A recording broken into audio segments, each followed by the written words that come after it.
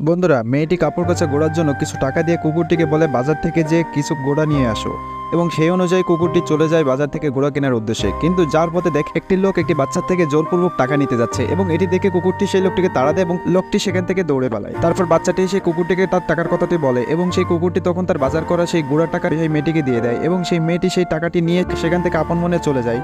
আর তার কিছু পরে কুকুরটি গুঁড়া এবং টাকা না নিয়ে বাড়িতে চলে আসে। তখন মালিকটি সেগুলো না দেখতে পেয়ে অনেক রেগে যায়। তখন কুকুরটি ইশারায় ক্ষমা চায়, কিন্তু মালিকটি তখন কুকুরটিকে অনেক বকাঝকা দিয়ে সেখান থেকে চলে যায়।